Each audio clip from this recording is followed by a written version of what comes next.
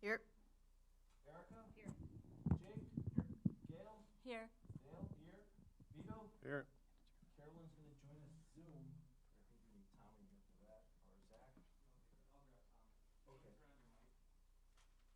That does help. Erica, where were we on that one? I told Jake to turn his on. Dale was far. All right. Craig Verts is sick, and Cherry has an excused absence. We're going to move on to consent agenda until Tom gets here. We're looking for the approval of committee of the whole meeting minutes of May 8th, 2023. Any discussion or comments? Consent passes. Moving on to personnel topics. And going on to policy review updates. All right. For tonight's updates, we've got a series of policies that are up for review, and what we're looking for is some suggestions in terms of how we want to proceed with some suggested improvements to our current policies. And so, just taking it right from the top, we have board powers. The suggestion was perhaps that we would strike the National School Boards Association from that policy. Yeah, didn't we get out of that? So I had actually asked for this policy to be looked at because we did withdraw. Then the National School Board Association, did you remember this issue that what was the original issue? They backed up from a lot of the stuff and said, we don't condone that stuff, but in the meantime, we had already lost our membership. So it either needs to be replaced with something else or taken out. What would you replace it with? I think the language in there has WASB as an option, right? So we could just leave it or not be part of any national board at all. Do we need one? I don't know that we utilize any services from a national board, so I don't think so. Strike it then. All right.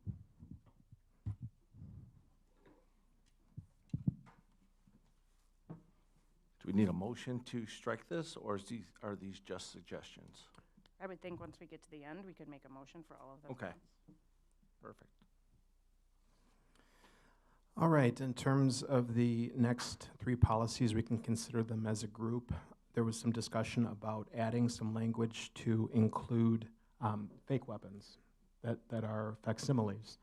And so what the suggestion I had was that in that first sentence, and they read very similarly across the three different policies for certified staff as well as support and students, is just that the board prohibits professional staff members from possessing, storing, making, or using a weapon/weapon facsimile. And so again, just making it clear that that would also be unacceptable. So when you say like weapons, does that include if they have it in their trunk? The way that it's written is any setting that is under the control and supervision of the district. So that would include a parking lot that's owned by the district. So why would a staff member be treated differently? Like a private citizen can have it in their trunk. So why would a staff member be treated any differently? That's a fair question. We could look at student and staff policies as being somewhat different. Currently, as it stands, the language is very similar across students and staff policy. For me, I think like going forward, I would not want to violate like somebody's rights. And I would like that taken out of the policy. So if I can speak, I agree with you. I don't like it in general, but unfortunately, currently state law is that we are like a weapon-free zone, so that's a state law thing, but there are exceptions. So when you continue to read it, it said that there can be approved and authorized issues, so we do have a shooting team, right? So they are allowed to have their shotgun in the trunk because it's already been approved. So there are reasons that we can approve, but I don't think we can change it completely because of state law. I could be wrong, but I don't know if you remember toward the end of the school year, we did have a student bring a facsimile, a very real-looking fake firearm in his pants, like tucked, looking like he would. So I have no problem adding that language if we want to keep the policy like this. just because we need to make sure we're protected if we choose to have stronger consequences for something like that. Like, you cannot bring that here, because I think it was an automatic suspension. If I remember correctly, I don't know if you, I don't know the specifics of that incident. I would also just point out that in the concealed carry permit holders, to some extent that might also cover that, in that the sentence reads, "Nothing in this policy prohibits an employee with a properly issued permit to carry a concealed weapon from exercising his or her rights consistent with Wisconsin's concealed carry laws and the state and federal gun-free zone laws." So perhaps, considered in whole, but we could bring it back for further consideration if we wanted to just hold this one. Okay. The whole point of this, just to deal with the lookalikes? That is correct. That's why it's being brought forward. So adding the facsimile thing only changes that we go from actual weapons to weapons that look like weapons. Right. That would be the several word addition to these three policies to cover that, with the reason being that the police would respond to something that looks like a weapon. They're not going to always be in a position to see that it's a facsimile, and so responding, they wouldn't see a difference. Is there any reason we don't want to add that? I'm for it. I would like our community and our students and our staff to know that we take that serious as well, regardless of the motive of bringing something that looks dangerous, even though it's not. Like, why are you doing that? I would like us, I think it's important for us to have that stance that, like, that is also a very serious offense. So I would like it in policy. Can anybody think of a reason why we wouldn't add the facsimile part?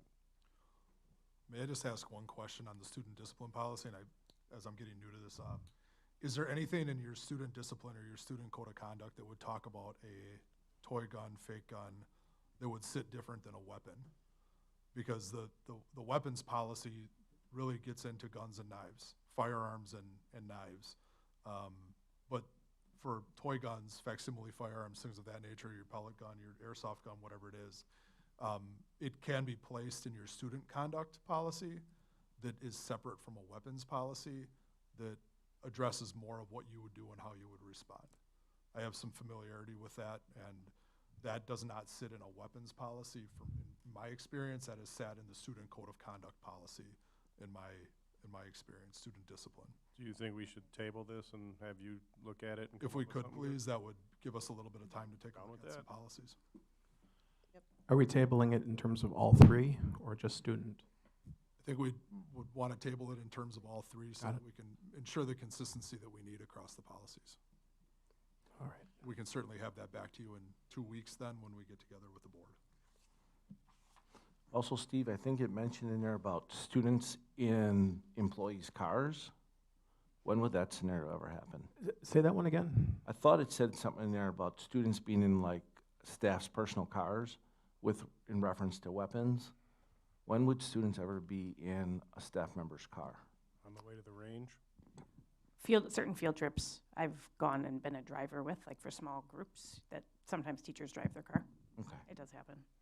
It would be exceptionally limited, and in the case of that occurring, it would be exceptionally limited, and I would think that we'd want to have 2 adults in the car as well. Exceptionally limited. But then you're saying then in his car, in his trunk or hers, they wouldn't be able to have a weapon in their trunk. I'm not sure I'm getting where you're headed with it, Mr. Porter. I'm just making sure like somebody's rights aren't violated just because they're driving a Understood. student somewhere. Got it. And if the law allows them to have a weapon in the trunk, like why that wouldn't be allowed then? Understood. I think that as we table this, we'll definitely want to take a look into making sure that Okay. we're not abridging anybody's rights. Okay. Certainly. You're talking general concealed carry rates. Right. General concealed carry.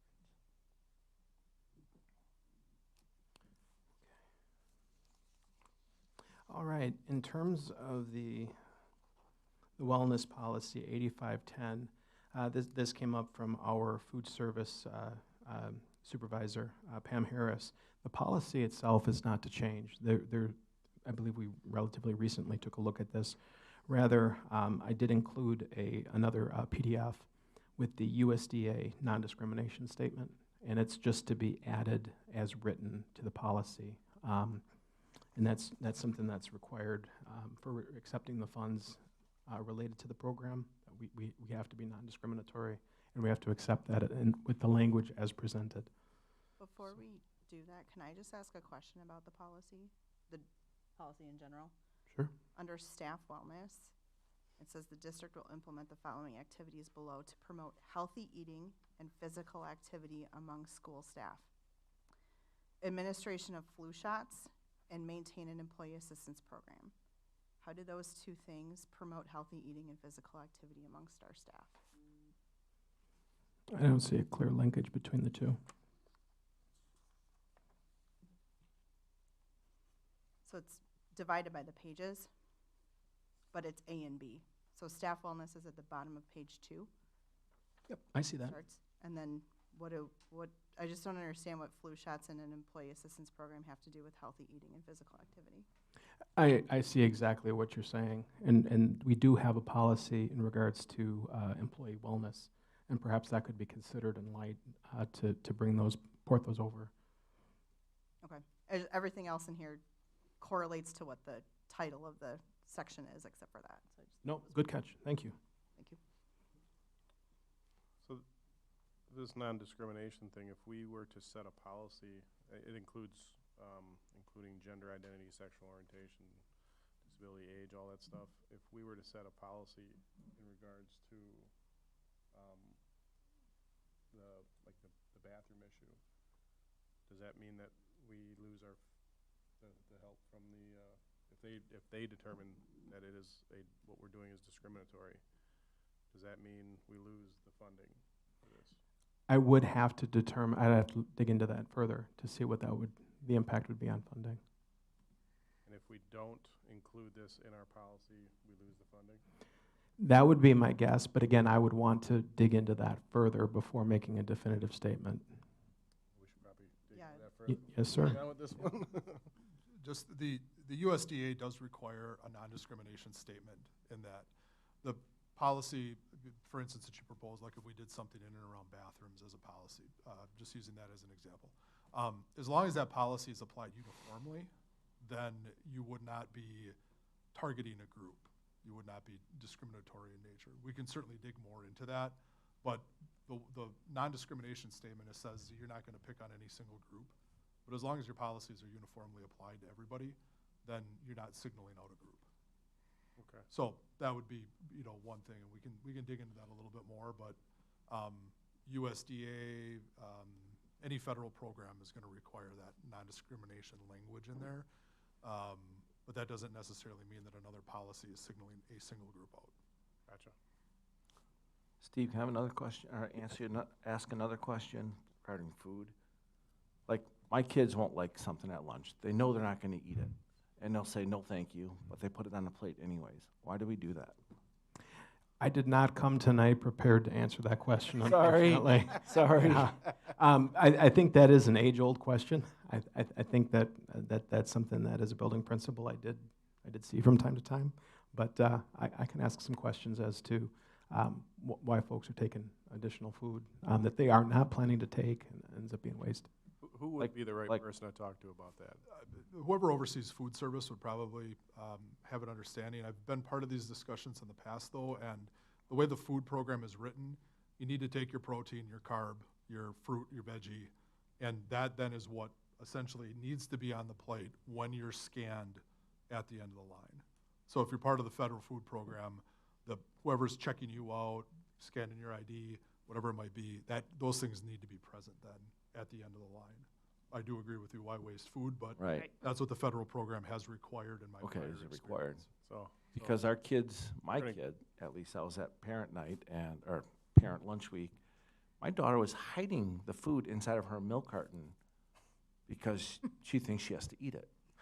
Yeah, it has nothing to do with the actual consumption of it, it's just more what box gets checked Right. when you finish up your lunch line. Okay. Unless you don't want to stay part of the USDA lunch program. Which What's might our be. alternative? Oh, there's lots. We can talk about another time, put that Nice. on the agenda. Yeah. We tried all of their food, Dale, at the WASB convention. Right. Not everyone is part of that program.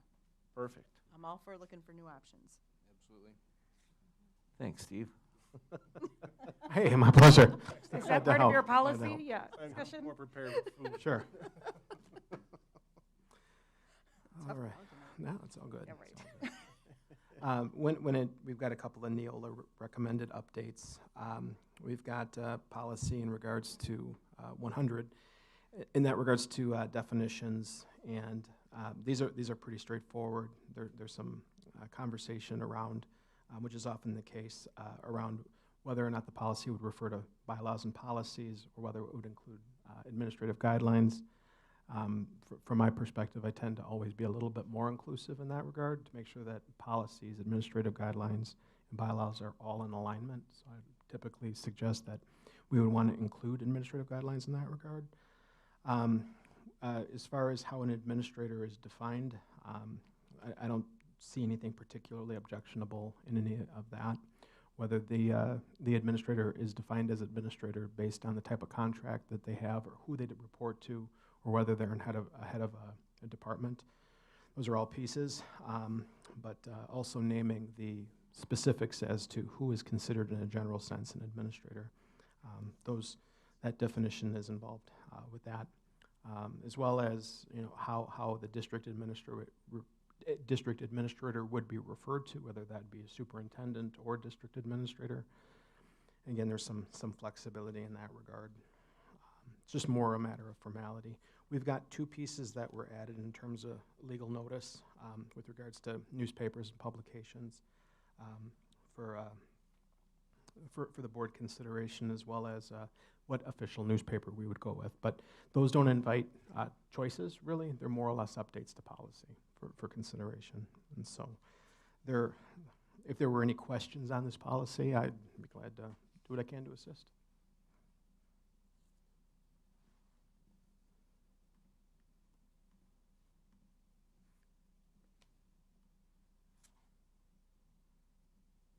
Okay. And then the next policy was association memberships, which given policy, the board powers policy that we just reviewed, association memberships, this is an opportunity to determine specifically what organizations the board would have a membership with, whether it be National School Board Association, Wisconsin Association of School Boards, Consortium of State School Board Association, any one of those choices, to include an option that might be outside of those. So whatever direction the board would want to go with that. Oh, we're nixing the national one, right? Correct. I mean, we're only current members of the Wisconsin Association of School Boards, so we have to at least check that to be compliant. And I don't even know if we've ever talked about us being part of a consortium. Have you ever been in one? Do we have a thriving consortium in Wisconsin? The only other association that I'm aware of that school districts boards attach themselves to is the Southeastern Wisconsin one that's... Which I think we are members of, actually. We're not. We weren't on the list. Okay. I looked into it. I don't think we're No, on that that's list. good, because I know we voted on it a handful of years ago. Maybe we just did it 1 year, maybe we said no, but we should probably. Yeah, so that's one group that they provide pretty good regional information, but just like being part of any group, we may or we may not always agree with the position that they take and what they advocate for. From a fee standpoint, I think it's about $3,500 a year to be part of it, so it's not overly expensive, but whether it's necessary or not, I haven't been around long enough to recommend that. But I know that the WASB has been a good resource across many levels for school boards, all of the ones that I've worked for. Is there a need or a benefit to looking into an additional association? I don't know. My personal opinion is sometimes I don't always feel like we need WASB, but we do use some of their things, not Right. a ton. So even just for that sum, I'm kind of like, okay, I don't feel the need for more resources. I think CISA is one that we want to make sure we stay with, but would that not fit in here in this policy? Because this is just, We already voted on that, didn't we? Yeah, you are, because you're CISA 1 and the way the structure is, you're part of the CISA 1 regional group. I But believe it so. doesn't need to be listed as association memberships in the policy? No, it does not. Okay. This would be one of those outside areas. I think the thing, and I'd be happy in the future to bring more information about some of the other ones to you. I think you balance it with what good information could you potentially get for an annual fee, $3,000, $4,000, $5,000, whatever it might be, versus what it would cost you to bring your attorneys in to provide you the same information. And sometimes it's better to bring your lawyers in and have them give you an update. Other times the general information that's provided is certainly sufficient to, help professionally develop all of us. So we're just gonna stick with WASB? Yeah. Next. All right, I got that recorded. Okay, the next two policies relate to curriculum development and adoption of courses of study. Typically, that would come through student learning. I did speak to Stephanie Blue in regards to these two policies, just to get her sense of, her opinion. And the suggestion was that we could approve them as suggested, and certainly I'll do my best to answer any questions. I would be concerned about the evaluation process of our curriculum development being every 5 years. We have been on an 8-year rotational plan. The last couple curriculum developments we did took 10 years to happen instead of 8. And to shrink down to 5, I'm not even sure if we have the setup available to do that, if we have the staffing to review every 5 years, if we even have the budget to review every 5 years. So that was one thing that I had written down for Stephanie. Could we even pull that off? And maybe that's not, it says evaluation process. Maybe that is different than a curriculum review. But I know we're only doing the curriculum review every 8 years. I did make a note of that in terms of the feasibility of a 5-year versus 8 versus, as presented. In terms of feasibility, so I did make a note of that. I do remember Stephanie saying, I think it was in the last meeting, that 8 years is too long. Oh, it is. But yeah, I'm a little bit concerned about a 5-year turnaround as well.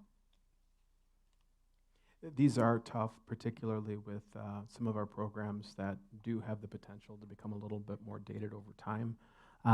Like your AP classes, PLTW, the really technical side of things can sometimes become a little bit outdated as the further out we get from the publication date. One thing I would also say to the point about introducing and adopting a new resource is that when you're talking to an educator, there is an inclination to think of the textbook as the curriculum, and the textbook really is a resource to help us meet the stated objectives that we're going for in terms of what we're trying to teach kids.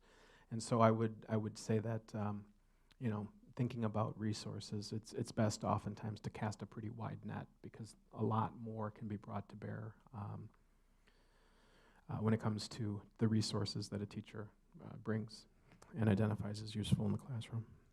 Is this something that can be a sliding scale based on the subject? I imagine math doesn't change much, but the tech classes would. My computer that I got last year is irrelevant now. So it seems like the tech classes you might want to have a smaller scale, and the ones that are pretty stagnant, that you're not getting a whole lot of new information, those don't have to be, or do they? Do I not know something? I will say that from years ago, there was a difference between the knowledge that was out there for like AP Psych, where when the test was given versus when the test was graded, some new knowledge had come out, and what ended up happening is they accepted a couple answers on that particular multiple choice question. And so to your point, I do think that there are some courses where it's pretty dang sensitive. We do want to make sure that that's up to date so that kids are getting the most up-to-date information, particularly because it's being used against national assessments for college credit. I think there would be a logical sense of urgency around those resources. Okay, I want to read this out loud because maybe I'm not understanding it correctly at the beginning in the green. The plan shall include overall program evaluation processes that provide for evaluation on a continuing basis and shall provide for the review of the evaluation process at least every 5 years. So are we reviewing the evaluation process every 5 years, or are we reviewing the curriculum every 5 years? Maybe I read it wrong the first time. Maybe we're reviewing the plan every 5 years? Give me 1 second. That, Please. or can we table this one until Stephanie weighs in? We can certainly do that, but I don't mind looking at this policy either.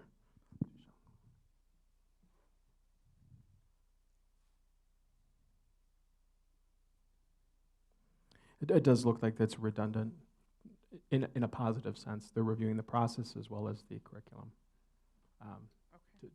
You know, and again, that is a legitimate thing, to take a look at how you're reviewing things as well as what you're reviewing. So, but yeah, I guess my suggestion would be that we wait on this one. do we want to wait on both, the curriculum development as well as the adoption of courses of study? Or do we, whichever way we want to go with it. I have a question on if we can move on to the adoption courses of study, if that's okay. Sure. Is there a reason why we're replacing his and her with their in all these policies? I think that's a common suggestion from Neola, is to get away from specific gender pronouns. That is part of that non-discrimination language that the federal government is putting out, where any policy, you cannot designate he or she towards anyone. And that is coming straight to us from the feds. So your policy has to be specific to they, their, theirs. That is a policy change that's been happening now over the last 12 months. Anything coming down from the feds. So no local control then, huh? Some policies, they make strong recommendations. Oh, love feds. And what do they do if you don't comply? If you were to ever get a policy challenged, you know, through some sort of complaint procedure, the first thing that they would say is your policy is out of compliance. Then you'd have to come back and change your policy. And if your action followed whatever it was, then you run the risk then of losing that potential complaint. There's no jail per se for doing things like that. So you do have the local control on it, but it does make the complaint components of policy more challenging than to get through.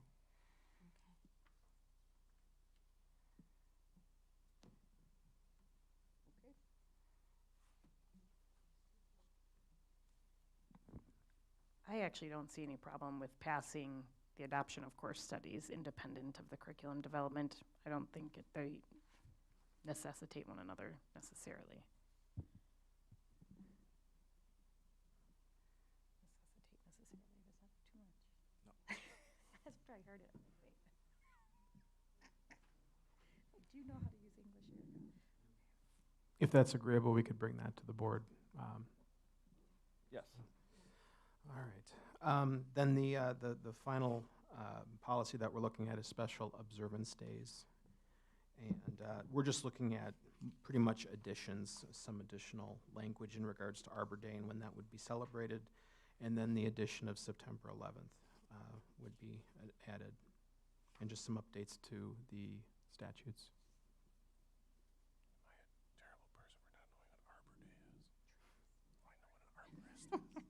I'm excited to see September 11th added to this list. It's about time. I'm always reminded and surprised by how many things are on this list, but I have no problem moving this one forward for approval. Armistice Day.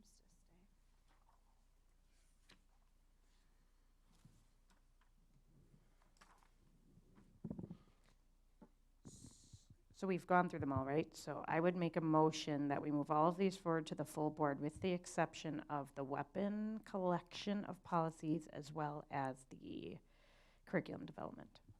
Second. We have a motion and a second. Any questions or discussion? Motion passes. Got it. Did you want us to vote? Yeah, that would be nice. All right, all in favor, say aye. Aye. I All opposed, say no. All right, motion passes. Hi, Carolyn. Hey. You missed some riveting stuff. She didn't miss it, she's there. She's been on. I kind of All right, community education update.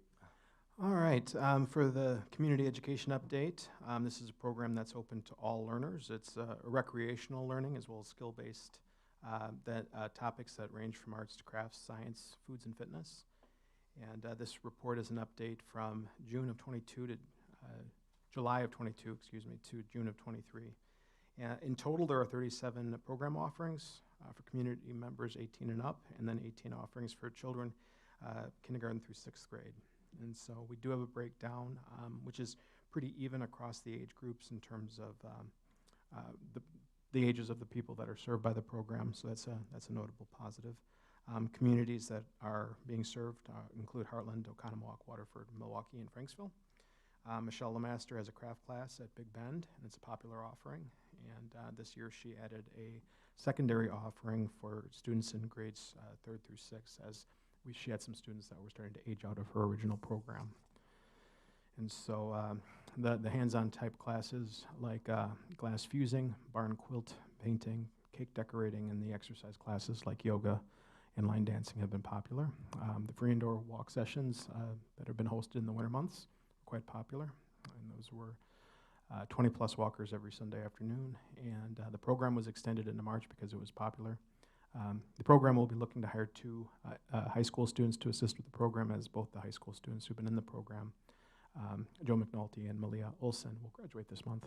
So with that, in terms of advertising, the MASD Community Education Catalog is printed 3 times a year and sent home with the youngest student in the district's Friday folder, and is promoted via social media.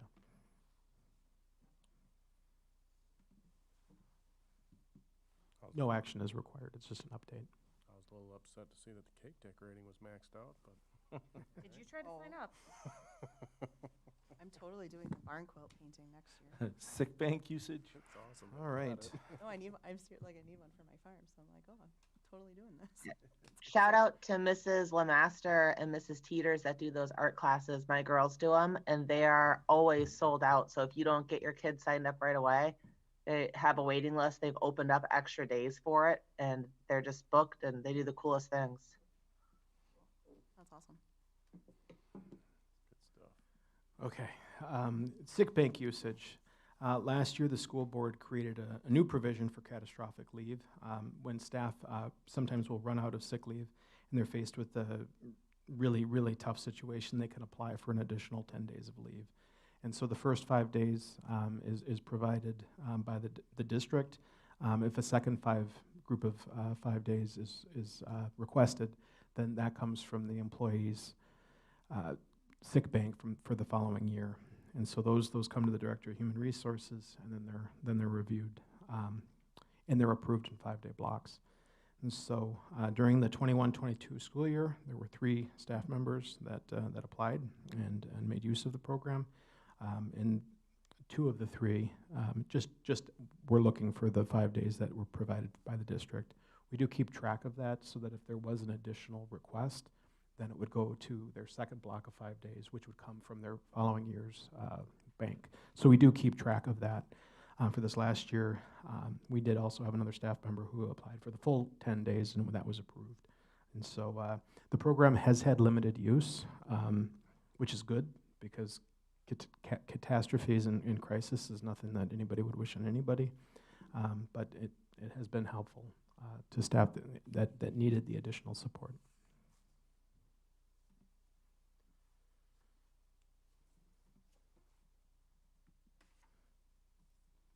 Again, just an update.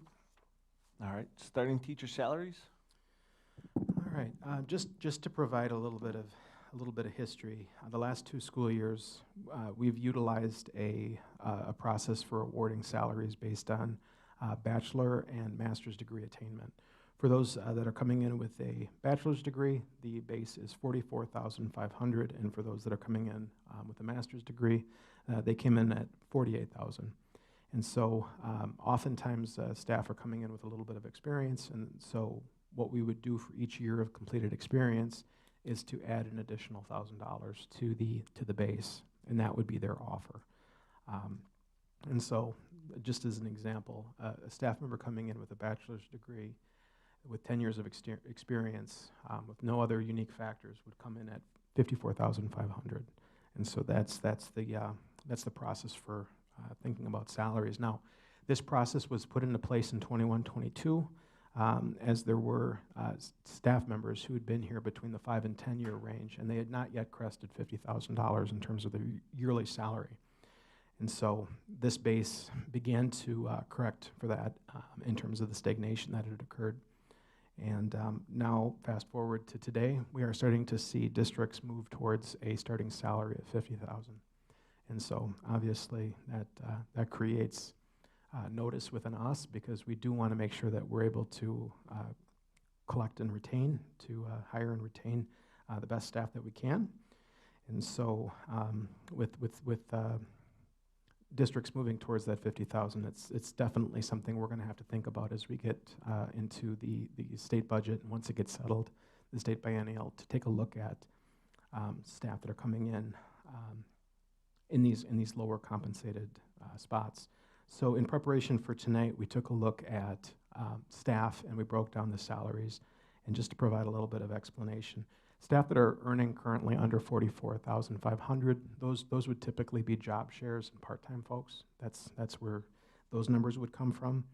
However, if you look at the distribution in Table 2, we can see that a good solid majority of our staff are making between $44,500 and $64,500.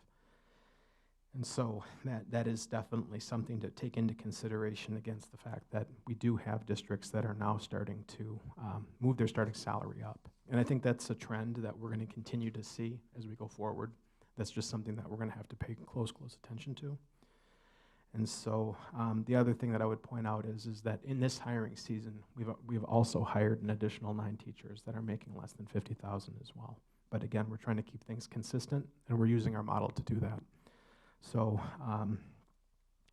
the big thing here, and again, there's no action that's being asked for at this time. However, with our hiring competitors having embraced higher dollar amounts and the exceptional inflation that we're facing, examining the starting salary is going to be a pretty substantial priority.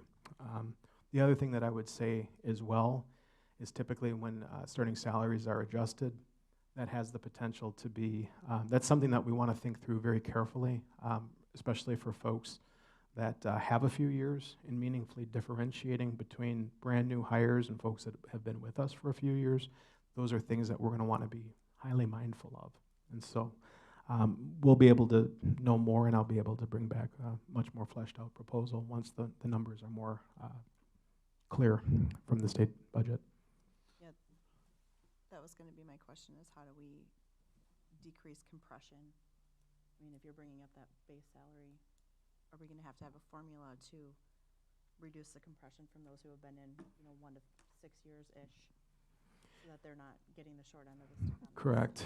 The way that it was done in 2021-22 was as a new base was established, $44,500 and $48,000, and then $1,000 was added for each additional year of experience. A similar process could be done. It's certainly something that we're familiar with. If staff, for instance, they came in, they've got a couple years under their belt, but they are moved administratively to $50,000, but then say they had 3 years, to differentiate them from people who are coming in brand new from college, using the same model, that would bring them up to $53,000. So they wouldn't be coming in at the exact same rate that a brand new graduate would be coming through. But that's just one idea. So when a salary proposal may come, a draft, I would request, if you don't mind, I'm going to put more work on your plate. Of course.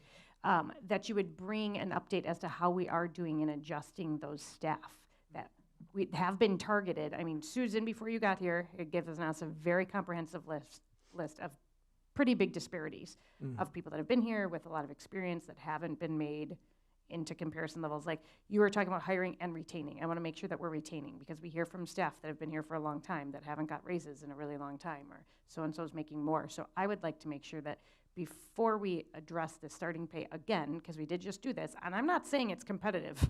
I acknowledge these numbers, but we are a low-funded district, so before we make a big blanket process for our new employees, I want to make sure that we are treating the ones that we want to keep, make sure that they've all been touched, reviewed, evaluated, whatever, and just know where we are in that process, because I know it was a big number for a while. I don't know what kind of progress we made, so if you could report Yep. on that. I will take a look at those records, and I will also share that it is definitely extraordinarily important to hire and retain, that we absolutely have to be thinking holistically. We're missing the whole thing if we're not thinking holistically. So, thank you. Steve, for future, we always have like the starting salary comparison. Is there any way of getting like years of service comparisons to other districts? What I could do is take a look at median salaries and such, and bring something back in that regard. And yeah, so just to be really clear about what we would be looking for is perhaps median salary and median years of experience for that salary. Would that be the sort of information? Yes. Okay.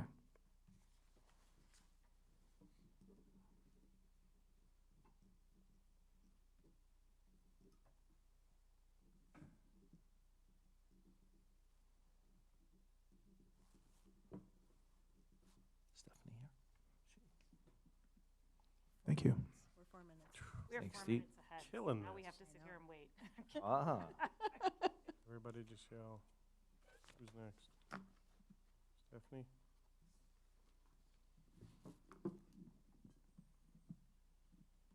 Well, thank you all. Thank you, Steve. Thanks, Steve. Good talk.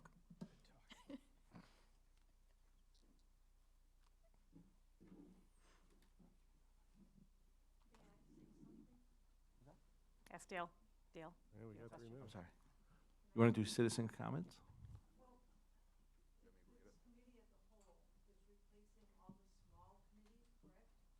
Correct. Yes. This seems to me to be like a board meeting, and when I went to any small committee meetings, I was able to talk, ask a question, give input. Again, I feel that my concerns and my questions don't mean anything, because everybody else gets to talk for a long time, even students, but the parents don't, or the taxpayers don't. So I just would ask that you look at how you've structured this committee as a whole, because it's a lot like a board meeting to me, and I have to just sit here and can't ask a question or can't say something. So I just, Well, before in the committee meetings, the public couldn't talk, or they weren't really invited to do it, were they? Well, you would start with citizens' comment, and the chair of the committee had the ability to engage if they so chose. It wasn't an automatic requirement, but it was allowed for. This structure, correct, does not really allow for that to happen. Why not? What's the difference, other than there's more people here? I've been to, like, I went to a finance one, and I was able to talk and ask questions. Well, I think Sean was there. I feel Was it. able to just, talk to them. I don't think anything's changed. If you want to, we do still do the citizens' comments, and if you do want to talk, you're more than welcome to. I don't think anybody's saying. If you're talking about something and I didn't know about it on your agenda, and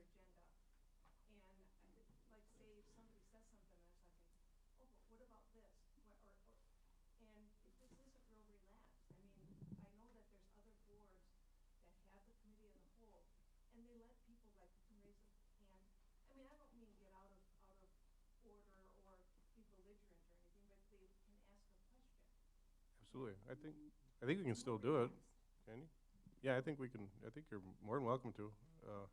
If Dale's good with it. It's how you guys are structuring these, the last few that I've come to. It's very, very structured. It's like a board meeting. Correct. I didn't think that that's what committee of the whole was supposed to be. It's supposed to be all these little small groups come in and give you information.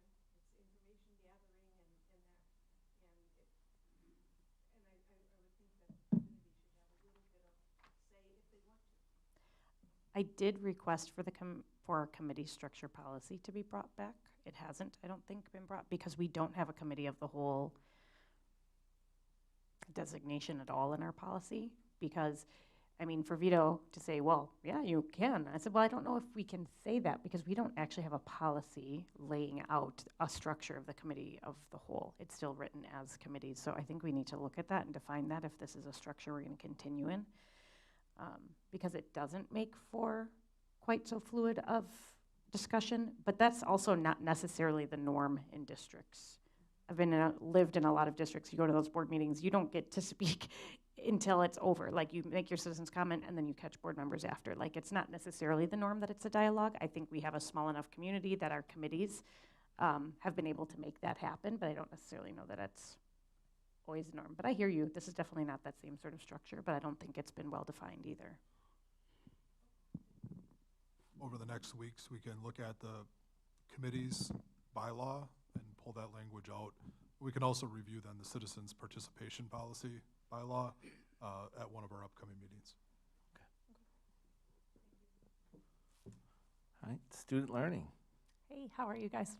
Good, how are you, Steph? Good. You're still awake, that's good. So we are starting tonight with going back to human growth and development.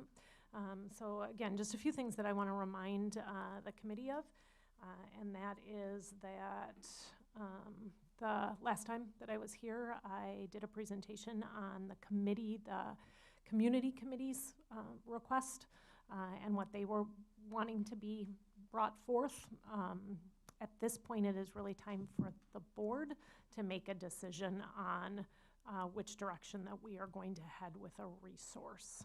So the committee did feel strongly that there should be some more formalized resource, so we are not just using YouTube videos and things that we're grabbing online and things like that. I definitely agree with the committee's recommendation there. And so we've been looking at a McGraw-Hill resource that we have all sorts of control over, because McGraw-Hill will let us, Glencoe will let us make our own version of it. And so tonight I'd really like a couple of questions to be answered by this group. Number one, do we want to move forward with a more standardized resource for our 7th grade human growth and development, and then the sexuality portion of the 9th grade human growth and development? Number two, if we do want to move forward with a more formalized resource, is that resource this McGraw-Hill booklets that I've shared with you? And then number three, if we do then move forward with the booklets, do we want everything to remain intact, or are there things that we would like to remove that we do not deem as part of our curriculum that we would take out of our resource? So I'm open to questions, discussion. I think we need something formal. I agree. I think we need something formal. I'll just go first and share my overall thoughts about it. 9th grade human growth and development, for those of you who don't have kids in high school yet, in 8th grade, counselors come to Parkview, give the catalog, help them make their schedule for freshman year, and they describe the classes. Now, students have the option to bring those home, talk with parents, make the plan. Parents, you actually sign on it when it comes back. High school, 9th grade, you do take health. Health has an option to take it with sexuality or not to take it with sexuality. That needs to be checked, and it needs to be approved by parents before the kids sign up. So I think having a standardized resource, necessary. I think the fact that we have a non-sexuality health class, which means that resource that we've looked at isn't part of that class. Correct. I think that is a great option. So it's hard when people say we want an opt-in. I'm like, well, you do have an opt-in because you and your children have to make your schedule. But if you want to have a non-sexuality option as a default, I think that's a good idea. I am fine with that. So in 9th grade, they don't have to see that book at all. And then that being said, in 7th grade, if we use the resource, I simply think that that chapter, that portion, can be removed, because I don't know that it's something that needs to be dealt with, being the gender identity section, twice. It seems redundant in 7th and then in 9th. And then in 9th, you're only seeing it if you chose that class. So I think having it available for the sexuality class, I think, is an option that we're giving to parents to choose for what's right for their family, as well as removing it. I don't think we need to take the chapter out of that resource because it won't be used at all in the non-sexuality class. So that's just my 2 cents. I do want to be very clear too, we are not asking that chapter to be added to the curriculum. So the discussion from the committee really was that there would be a chapter to refer kids to that had accurate information on definitions, things like that, if students asked about it. That was the recommendation of the committee. For 7th and 9th? For 9th. For 9th, okay. So then to clarify that, that would mean it doesn't have to be part of the curriculum being written, but it is simply present in the book, but doesn't have to be discussed. Correct. That was the recommendation. I noticed there were some things when I was looking the materials over that in some of the language it was more of a bias in how it was subjective. So that in the one, it concerned me because whether you're, even if you're in the class, if you chose that class, you're still presented with a bias that is more of a political bias and a liberal bias, I think, that really can cause them thinking that anybody who doesn't agree with like all the different gender types is less of a person. So I could, that part bothered me within that unit, whether it would be brought to just if kids selected it or not. Yeah, I wasn't bring that closer to you. okay. I wasn't comfortable. I'll get taller and closer. I wasn't comfortable with that at all for anybody because I thought it was a very a liberal representation and would go very much against some family views. So if you're in a class and you think, oh, they're like they're homophobia, you know, and it's subjectively written, well, they could go and get out in the building with their friends and feel like they had support to put other kids down. So I was like, how do you control that sort of thing? How do you have accountability so that some of those statements that are in there aren't presented in any way to anybody? Because these kids are all, they're kids still, and I don't think they need to have all this commotion that's going on in our country and our world, even have the opportunity to think they can throw it in someone else's face sometime other in the school day.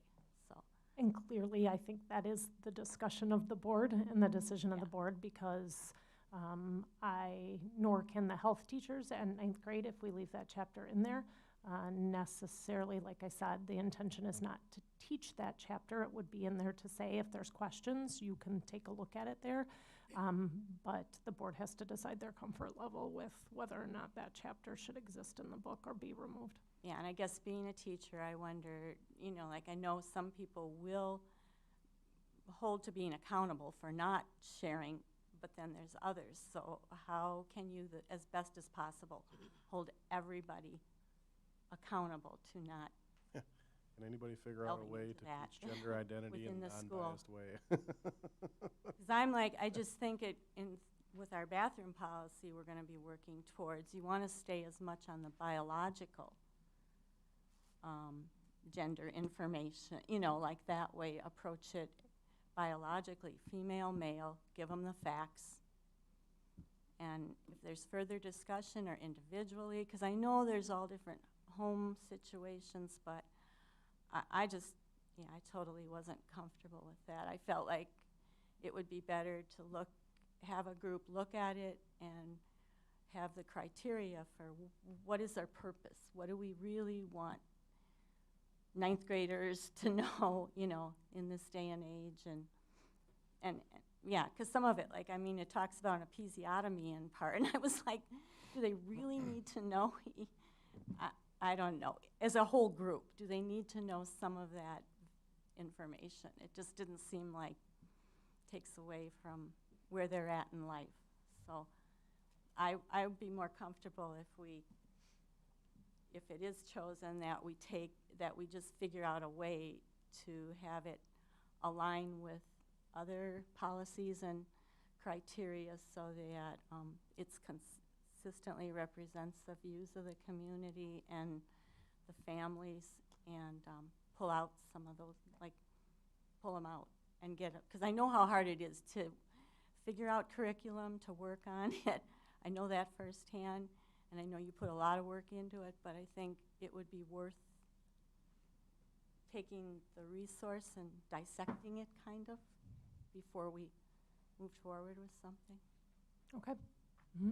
I don't remember the exact language, but I remember feeling like if you didn't agree, that you were kind of like, you were wrong. Right, and that's how, that was. We're talking about the chapter on gender Modular diversity, 6. correct? It was modular Yeah, the ninth 6, grade book. sexuality Yeah. and gender. Yeah, and I was like, yeah, that's what I was referring to, and I just didn't like that at all. And then there were just things here and there. I thought, well, this is really over the top for kids. I mean, some of it, in general, there would be individual situations maybe, or through a counselor or teacher that you want.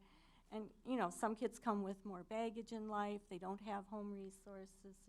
But I thought, if this is what is our purpose? What is our criteria? What do we want our teenagers to get out of this, to walk away with? We want them to have facts, and I think we basically want them to understand their body. And so it would mean working. I think if we're gonna, did I cut you off? Did you raise your hand? I did not. Well, then you did. Raise your hand. Sorry. I think if we're going to omit something, or if we're going to take something out, there's going to be a section of the community that wants it in there. We at least need to be able to point exactly to why. So I don't disagree that some of the stuff isn't warranted for the age groups, but if we can pull out the excerpt that says dot dot dot dot, and what this does is dot dot dot dot, then we at least have a leg to stand on when somebody comes and disagrees with us or says, I think that should be included. We can explain why. We just can't, instead of just saying we just don't agree with it, or it doesn't seem like it's a good idea for the kids of this age. This exactly is what I don't agree with, and this is going to initiate this response. And then I think if we have that stuff highlighted in the books, or at least write down the stuff, then it's at least transparent as to why we're doing what we're doing. And people may not agree with it, but at least we have the justification behind what we're doing, and it's not like a hidden kind of thing. I think my recommendation for that would be that we only include what is in the actual curriculum then, that we align it with the curriculum, which definitely we could spend the time doing. But we could strike that from the book, right, when you order the books? Mm-hmm. Yeah. Okay. And I just wanted to add, I guess, to Gail's discussion is like, why are we doing this? What is the purpose? That was the work of the committee. That's what they spend a lot of time on, was identifying the purpose and what they thought was appropriate. And I think it's important that if we solicit feedback from our community and they come back to us, and Dale and I and Sherry were able to sit in on some of that. Jake, I think you were able to come at the end. It was pretty unanimous what they brought back as to what they thought from a community standpoint, what was appropriate. They actually wanted more things added, and they were all about the biological stuff and giving facts and information. I thought they did a very good job. I think they put a lot of time and effort into it. So I just wanted to share that we have had staff look at it, and they actually have said they would appreciate a chapter or something to just point kids to, because right now we don't have anything. So when a question comes up, they have to skirt around it. Or say, go home and talk to mom and dad about it. And I do think our staff is very good at doing that. But yes, accountability is always a Yeah, struggle. I looked at it very carefully, and I just was, I just felt like some of it, there could be some problems and concerns. Oh, I don't disagree. I was just pointing out that the process had been put in place Yeah, to make sure that it's been reviewed by our community, so I don't want you to think that the purpose wasn't reviewed. That was by the community, so that's why we're talking about it here. So for us as a board. yeah, no, I had looked at the things that had been put together. I just thought, well, I guess it's like when you do your curriculum, you're always thinking what your goal, what the standard is for, why are you doing it? So I felt like it needed a more thorough description that way. So, but as a resource, what do you think of these books being used as a resource? Because we aren't to the curriculum discussion Well, I yet. don't like them as they are. I feel like like it was said, I mean, if we can take out parts, but I don't like them just as they are. I don't think they are, like I say, I feel there's a bias in there when you read. It's more subjective, some of the statements that are made, that I think just as we want to protect kids who might be struggling more with their identity, we've got kids who are they are confident that they're a girl and a boy, physically, gender identity, and I don't think they should be made to feel less because of that. So some of the writing reflects that. So even if it's not something discussed in class and not part of the written curriculum, you would still prefer it to not be in the book at all? Yeah, I'd Okay. prefer it to not be in the book at all. Jake? Yeah, so I appreciate, like, the committee, the feedback. I think that needs to carry, some weight, but how was that committee put together? Because I'm gonna be honest, what I heard there was very different than what I heard from people when I was knocking doors. I questioned, was that really representative of our community? And I don't think it was.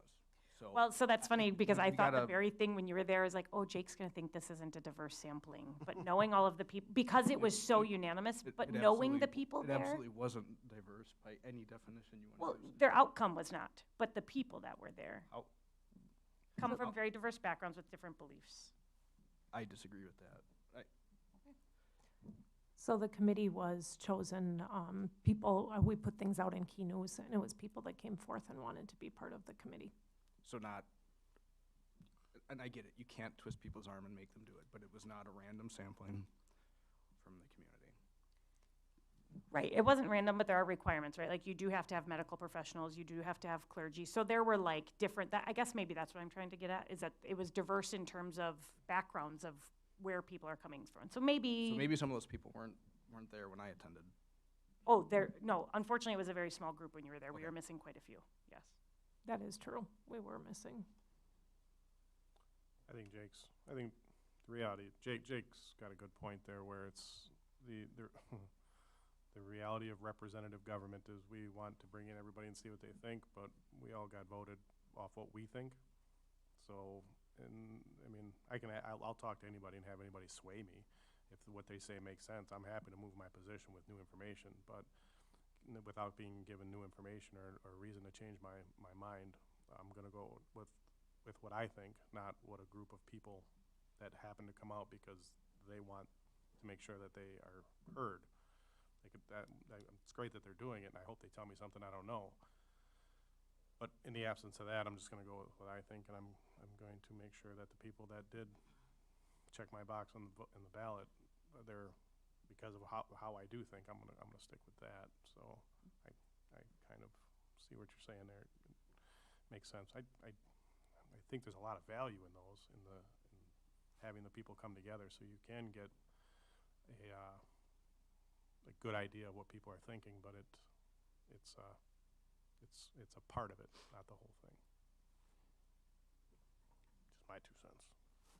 So are we gonna start striking things or looking at specifically, can we go book by book, or what are we doing here? Do you think we should, like, for next meeting, or is that gonna be too late? Like, we go through the books again and then say, come to the prepared next meeting and say, this is what we like out, this is what we like. So can I assume the number one is that we, the first bullet point, that we do want to move forward with a standardized resource, that we're comfortable with Yes. that? Yes. Yeah. That we do want to continue looking at the McGraw-Hill resource, correct? Yes. Yes. Yes, I would recommend you keep the resources and you look through them from that lens. I would also like to do some work and align it to our curriculum, and suggest, if it's aligned to our curriculum, to start out that meeting with what would be removed and what would stay. With the alignment with the curriculum, that'll give us a place to start. And then my recommendation would be, if taking things out that are not part of the curriculum, you would like some things to stay in, you can give recommendation to that. Or if some things would still be removed, that you can give recommendation to that too.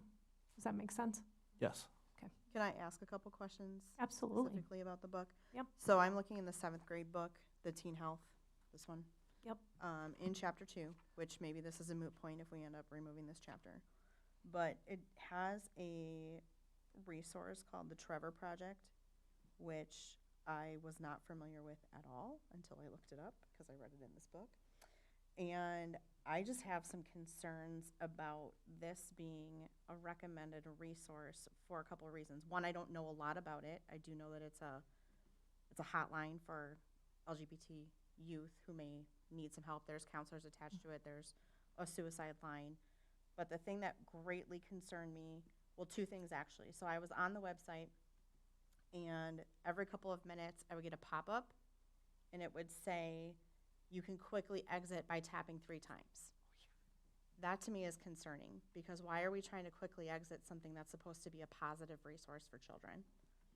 My other concern is that they also offer a thing called Trevor Space, which is, quote, an international community for ages 13 to 24. So that was highly concerning to me, because this group of kids are highly susceptible to things like human trafficking and all sorts of other, bad influences out there. And having chat rooms, unsupervised chat rooms for 13 to 24-year-olds is highly concerning to me. So I actually called the Trevor Project because I wanted to know if these chat rooms were segregated out by ages and things like that. And I could not get a hold of anybody. I left messages. I specifically asked my question, how are these chat rooms designed? Who is allowed in them, et cetera, and I never received a call back. So that to me is very concerning. The 3-tap thing, I think, is probably for kids that have a worry about what their parents are going to think. So if their parents come in and they're upset that they're going to be looking into something that might help them figure out where they're at, it's probably a safety mechanism for it. And I understand, but that's also a concern. Yeah, It's that's a even concern worse. But chat rooms for 13 to 24-year-olds is very That I'm concerning. 100% with you. The 3-tapping thing, it's like, it's a concern assuming all parents are great and understanding and not going to be really upset with their kid if they. Right. That's Who Right. determines No, and I what's understand a that, good but parent, I'm though? also concerned, yeah. It's not our job to determine what's a good parent. Agreed. So that was my first question, Okay. or comment. Comment. Concern, Yep. slash, whatever. And then I just had a comment, because when you're talking in lesson 4 on pregnancy and childbirth, it's very gender specific. But then as soon as you move into pregnancy, it's then a pregnant person and not a mother. And that is concerning to me as well. So we can talk about, male semen, female vagina, it's in here. But then as soon as we have a fertilized egg, they then become a pregnant person. So that to me is concerning. I don't know if that can be changed, but I'd like it to say mother. I made note of that. Yeah, things like that get the people that disagree with that kind of language. It sounds like it's the beginnings of the indoctrination, or the trying to start out slowly and move in. It's like they just change a word, and then they get used to that, and then change another word. So it's very concerning to everybody that is concerned about the issue on one side of it, that is what's happening. So it's something that I don't think I'm comfortable with. I think like a lot of us that mothers get pregnant, fathers don't. So that if you're changing that word, it just seems doesn't seem right.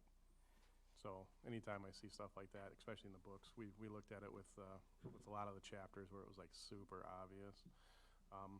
It seems like things are getting a little bit more slick now. So anytime that they do it, granted, we need resources. How do we find the ones that don't do that? You're right on. Yep. You done? Yep. Along the same lines as Vito, one thing I noticed was it defined like heterosexuality as being attracted to the opposite gender, which I was kind of puzzled by that, because I thought sexuality was based on the sex that you were attracted to. I mean, I'm reading some of this and it was just your point, changing a word here, changing a word there, you get used to it, you change another one, and I'm concerned about that. Yeah. Same concern. Okay, I made note to that. Cherry had called me. She's not going to be here, obviously, and she asked me to read something. Mm-hmm. We've done this in the past, so I'll do it today, but moving forward, if you're not here, you don't get to comment on what's going on in the board meeting. She asked that everybody have open minds, respect the hundreds of hours from the stakeholders that they put into developing the curriculum, and be mindful of acceptance and love, as Diego said at the graduation ceremony. End of her comment. Which, by the way, was awesome. That was a great speech that Diego gave. Okay, so I will come back with some possibilities for the book, and then we'll go from there.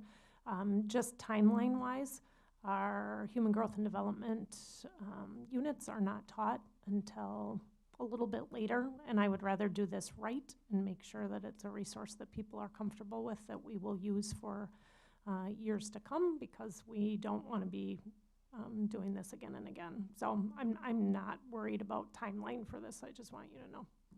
So we say July, come with Yep. our recommendations. Okay. Yep. Thank you.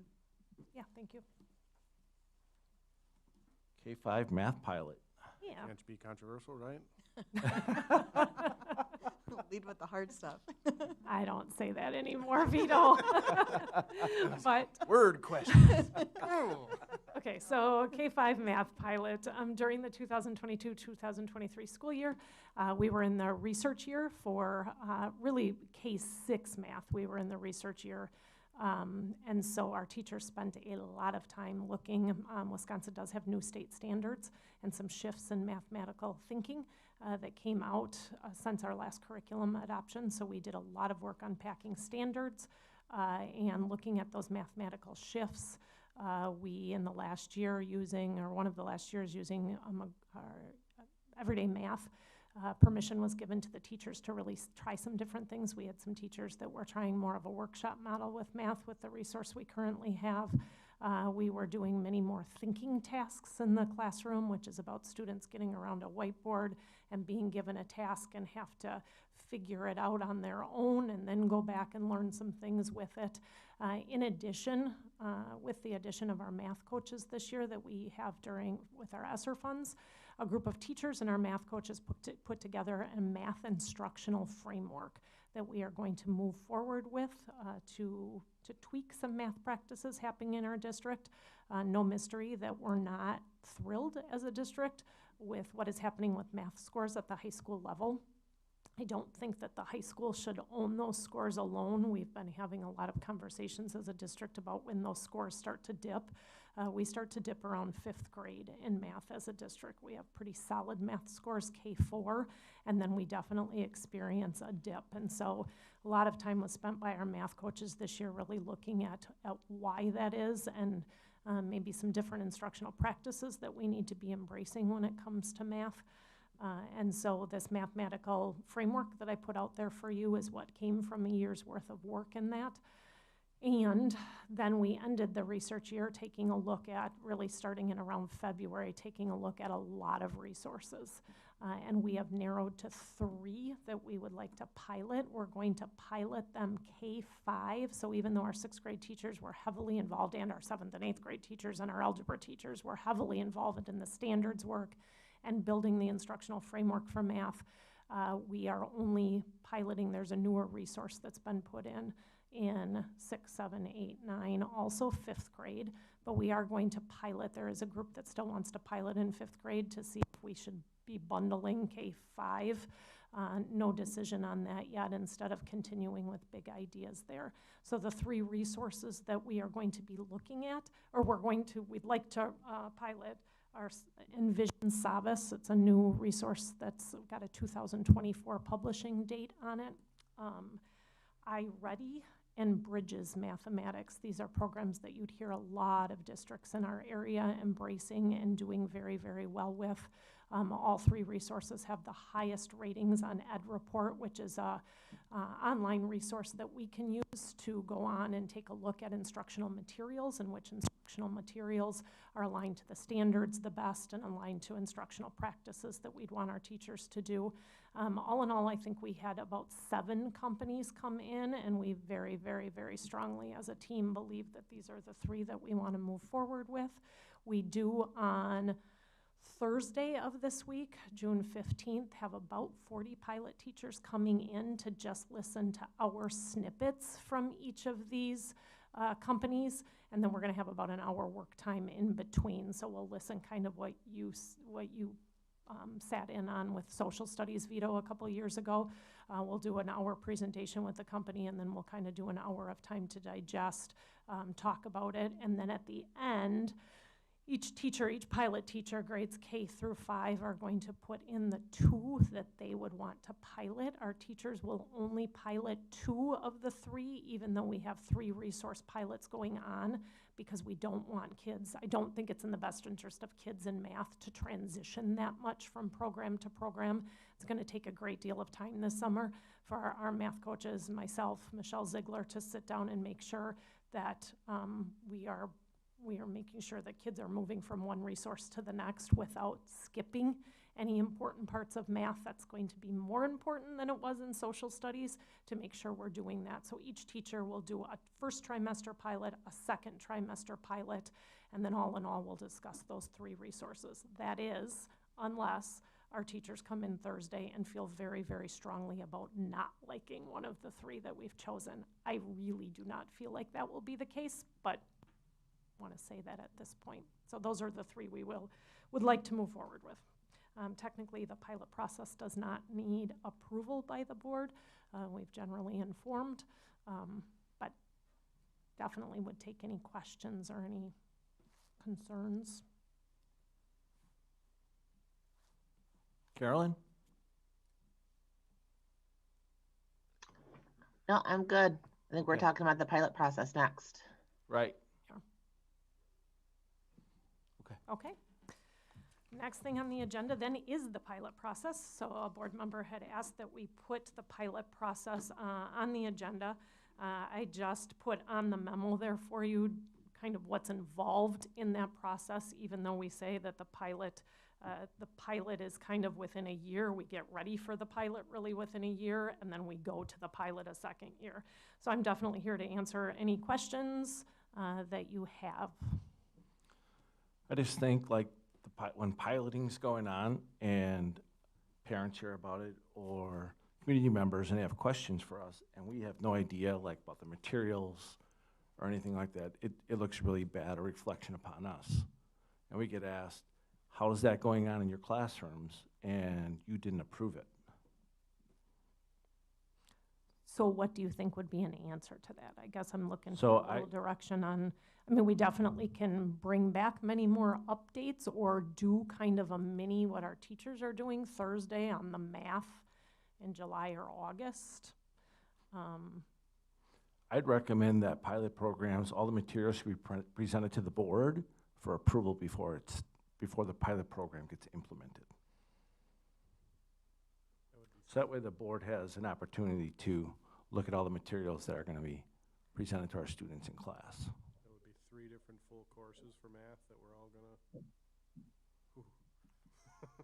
You don't have to. I mean, it's a, Just when people ask you questions, and if you don't have the answer, do we it doesn't look good. capability to give all 3 that with enough advance notice to? So I'm absolutely more than willing to, a minute like these, you can start looking at these math resources anytime you want.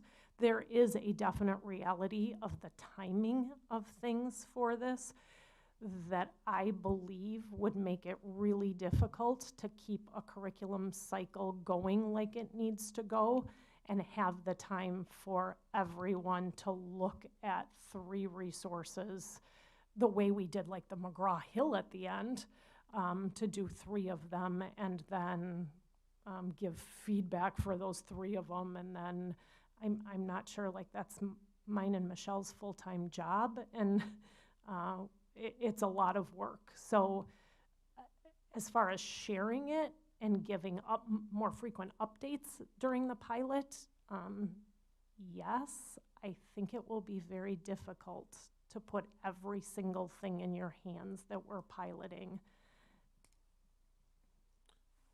Just, go ahead. Thank you. Just out of curiosity, how many pilots a year? I know we just talked about 3 here, but That's a great roughly how question. many over the course of the year? And then just a follow-up to that, and I know you won't have an exact number, but like, what is the success rate where you actually move to implement on full scale? Yeah, so we do really one pilot a year, because generally we have a 7-12 pilot going on, the way that our curriculum cycle is built, or we have a K-6 curriculum process going, or a pilot process going on. So we just, like this year, did K-6 social studies, and now we're moving into K-5 math. The following year, we're moving into 7-12 science, then we go K-6 science. So there's always one going on. The problem in the timing becomes, like, right now, the way that the process is designed and works well from my standpoint, so keep that in mind, is that we do the research year, and like we really just chose the math pilot materials in late March, early April is when we decided these 3 resources, because we want to use that research year as much as possible. So again, you could have access to the K-5 math resources anytime you want at this point. My concern would be then if somebody sees a page in it they don't like in August, because that's when you had time to potentially take a look at it. We're already going to have trained potentially on the pilot. We are going to have already started to order the materials for the pilot. There's just a natural cycle of how this needs to move for it to all happen. I know with the bridges, because when I was teaching, we did the Yep. bridges, and I know they have a lot of really good information online. If you just go look up the math site, and they break it down so you could get an overview. I don't know if the other 2 programs have that. Oh, absolutely. That would be yes. like at least you could get a good idea, because you could go into like kindergarten, 1st grade, and see what things are being used, and that might be a more reasonable. Well, and I guess keep in mind in the pilots, like part of the work that we did was to read all of the chapters we were going to be piloting for social studies. So we were not sending McGraw-Hill or TCI into the classrooms. Like we chose the chapters that we were going to pilot to make sure they did align with our current curriculum, and that we were not handing students something that, and it wouldn't have made the cut, I don't think. Like, I know, Vito, you stepped in during 7-12 high school social studies, which we've changed a lot since then to make sure that we're putting the appropriate materials in front of kids. I want to always share with the board as much as possible. I just want you to be aware that if you have to approve every piece of pilot material, it is going to slow down our pilot process. I think it's worth noting, it's just enlightening to me. Stephanie had told me when I first started doing this, when they pilot something, they are looking very little at the minutia, like the content of it, and it's more about how can they teach it. Is it something that they feel comfortable doing? Is the structure there for them? The word for word things that we're concerned with is not entirely what they're concerned with. Like the details of what this sentence says is less of a concern as is this presented in a way that I can teach. I would say at first that's definitely the case. By the time that we brought you McGraw-Hill, I mean, Dale saw one of the chapters because he had asked to see. By the time that we got to the McGraw-Hill adoption, Michelle had read every single, and she had done a document for 1st grade and a document for 2nd grade and a document for 3rd grade of every concern that she thought could exist in the chapter, and then Ben Casso, myself, and Michelle sat down and went through every concerns in the chapter. Like, they were as thoroughly vetted, bringing in McGraw-Hill, as I think we could have done without adding 3 more people to the curriculum to student learning.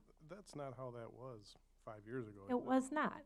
No. So it's worth noting, and it's worth all of us knowing that they are making absolute changes to try, like that, like they didn't do that before. Correct. There was stuff in there that she pointed out. I was looking at it, I'm like, why is that a concern?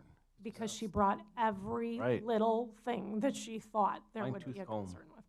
It says something, so at a certain point, it's worth noting that we have to be able to trust them to do what they do. So I agree, it's great to be able to dig in and see things, but when you think about it, a K4 is what we're talking about? We're talking K-5 for math, which is the K5, next so one up. that's six different classes, 3 different resources. So we're talking about 18 different things. So 18 different complete courses to look at. And again, it's not that you can't have access to them right now. I'm not hiding them from you. You can have access to them.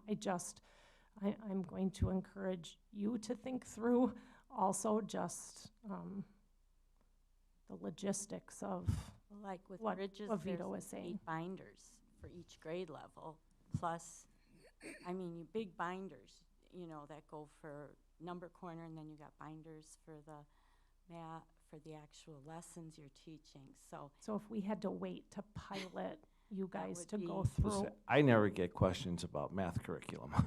Well, I mean, that is the joy right now, you guys, I think, is we are heading out of social studies Yeah. and SEL and human growth and development into math and science. That's where we're going to head the next few years. I find a great deal of joy in that. I don't know about you guys.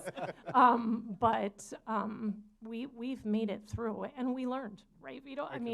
We learned during that process, and our level of transparency, I feel super comfortable, is very different than it was before, because we're looking at things differently, and we built the curriculum process differently, so. It's worth noting, like, I didn't know you did that 5 minutes ago. I didn't know that she went through and did all that stuff, so if you can make note of those things, Sure, it really gives us a better frame of reference as to what's going on behind the scenes. will do. So that's helpful to know. Yep. The details. I just have a general question on how do these pilots affect student learning? So I'm going to say in general, minimally to good, because our students that are, we're 10 years in a resource. So generally when we're bringing in a new resource, I'm going to say academically, it potentially has really good benefits for the classrooms of the students that are in there. I also think that our teachers who choose to pilot know that their level of everything needs to be up. It is a huge deal for our teachers to say, yeah, I want to do this pilot, because it's an exhausting year for a teacher when they're piloting a new resource, because they are feeling that pressure of my learning curve can't get in the way of the learning of the students. There's a ton of support we give the teachers. We pull them in for half days to have discussions. So if you're asking if it negatively impacts the student in the classroom, I am going to say no, it does not. Like I said, we will spend a lot of time this summer to make sure we're aligning one resource to the next, so we're sure that they're not skipping skills, which is really way more important with math. We will also let parents know at the beginning of August if they're in a classroom that we'll pilot. I mean, historically, we don't hear a lot back from a pilot. When we sent out the K-6 social studies pilot, that was probably the most that we've heard. I think I made, 15 phone calls probably the week the letter went out, and talked to about 15 parents, and they were good conversations. I honestly wish more parents would ask questions when they're heading into a pilot. I think our teachers are contacted a lot when the pilot letters go out with questions like yours, like, is this going to impact at all, or is there anything we should be concerned about? So we'll send that letter out early August to our math families. Is there an opportunity for a parent to opt out of a pilot if they want to? I mean, I don't foresee any issues, but just kind of covering all the bases here. We'll send it out early enough that if a parent really had an opposition to that, we'd still have time to take a look at that. We did not have with social studies, even with the phone calls and the questions that I had, we did not have anybody elect to leave a pilot classroom. Okay, thank you. Any other discussion on that? All right, Move on to field trips. moving on to field trips. Like field trips. So field trips, this is a field trip that's taken out of state every other year by our dance team. They go to Disney for a competition. I think it's been going on for quite some time. They'll miss 3 days of school, end of February, beginning of March, to compete at Disney World. Send it to full board. Do you need an action item on that? We Move do. to I full guess I board? have a question on this one. I should have thought about this a little bit more, but now that we are generally full board here, I think technically the vote could potentially take place here. Working for the village, that's what they do at the village board, when it's committee of the whole, and we can put action items in there and vote on it. But it's not listed as an I don't- item on here. Joe, you may need to help us out a little bit. I'm not I know sure. Sean sent out an email saying we need to look at this because essentially what it looks like policy-wise is it's probably just 2 full board meetings, so that if it's listed as an action item, we can take action. We list it as a possible Oh, action gotcha. item. Okay. That's how they list everything out. So we there, probably should take possible. this one to the next board, but maybe Yes. put that on there from now on. Okay. Okay. Can I ask a dumb question? Yeah, absolutely. Why does the board need to approve this? Why can't the school principal just sign So it? anything out of state, the board does approve. Sometimes they're international trips. I think it's as much to keep you in the loop, like when you talk about just being brought up to date. If somebody says, hey, my kid's going to England, and you didn't even know we were taking a group of students to England, and then something happens in England at the time, it's just keeping everybody in the loop. There have been a few, not many, instances where we have had to say no. There's one because of travel safety. I think there was like, we're at an orange travel or a red Oh, travel. Lebanon. Like, are we still allowing this field trip? And because now, I mean, because it's a school-sponsored activity, I mean, there's that protection for us as a district. So there have been times where we have had to just not be like, yeah, go. We'd be like, wait, you have to cancel that trip. So it just gives a little, I think, layer of protection. I also think in addition, there's been, since I've been in this position, a few times been discussions about funds and how kids are going to pay for it, and so that comes up sometimes too. Okay. All right, I'd like to move that we move the extended field trip form and the dance team Disney March 2024 to the full board. Second. We have a motion and a second. Any discussion or comments? None. All in favor, say aye. Aye. All opposed, say no. All right, motion passes. Moving on to kindergarten social studies. Okay, so I had told you when we adopted McGraw-Hill that social studies was going to do something a little bit different as they've done in the past. Instead of being in a textbook, we'd prefer to keep the kindergarten students out of a textbook. And so we do now have the books that kindergarten has selected, and we would like to move towards approval of those little mini books. And so I wanted to put it on the agenda because there's a few things I think that have to be understood as to what is being approved for kindergarten in July. Number one, I shared with you an electronic copy of our rough draft document of our curriculum. So please be aware of the fact that this is still completely in a rough draft form as they're working on this.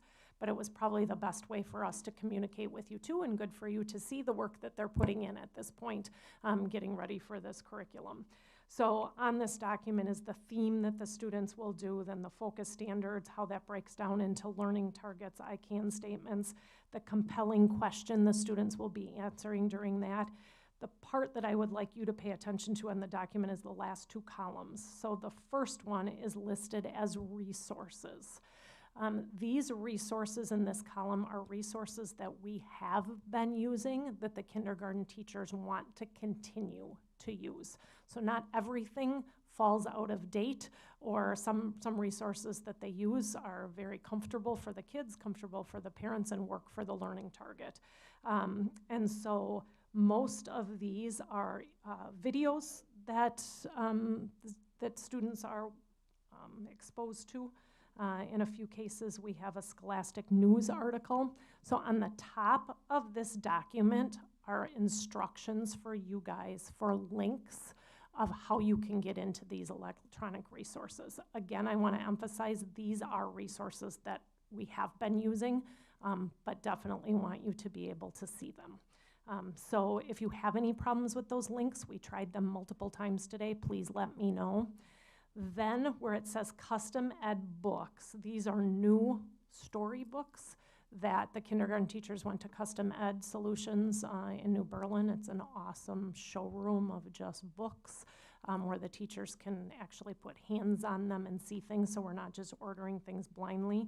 They also did choose a new selection of storybooks. We didn't want to spend a ton of our money on those, and so I have one copy of each of those books that we ordered. We did spend money on and ordered. We can do a checkout system with them. If you could get in at some point, like you can read all of them in probably a half an hour because they're one-line pages. I mean, they move very fast. Michelle also put at the end of this document for all of those books the highlights of what the book is about. So she has those. So I'm asking within the next month that you come and look through these, and that we would move to approval in July, because we would remove anything that the board is not, we are doing the curriculum work because we're in the summer, but if something was not comfortable for the board, then we would remove it at that point in time. Questions on that?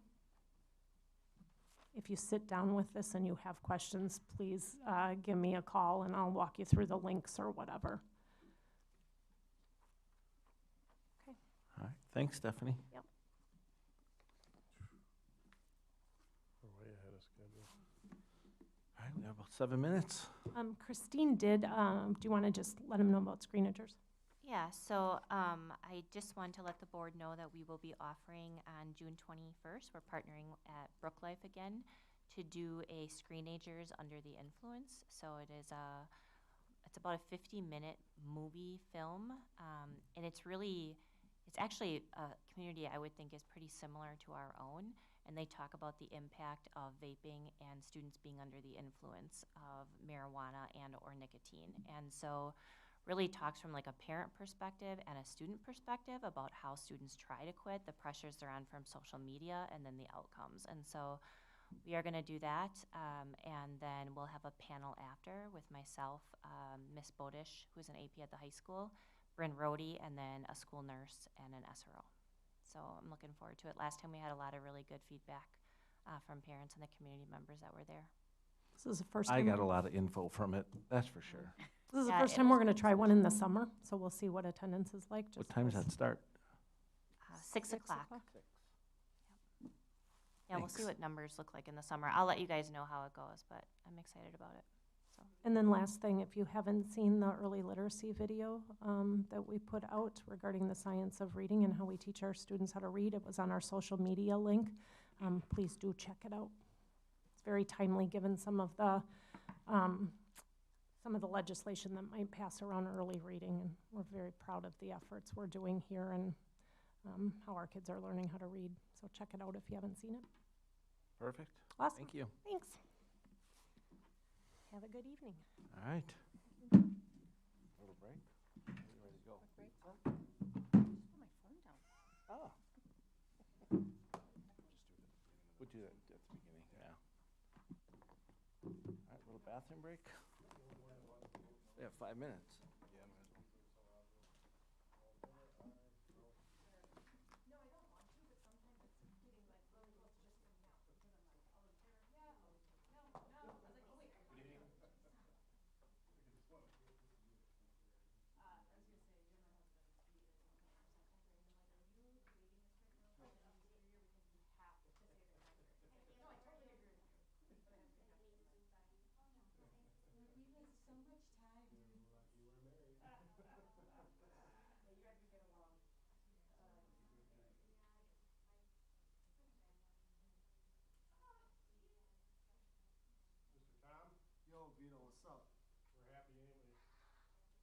boys? Oh, we're great. We're feeling better, man. Definitely feeling better. Tomorrow, Joint Finance Committee's gonna, I think, officially vote on it.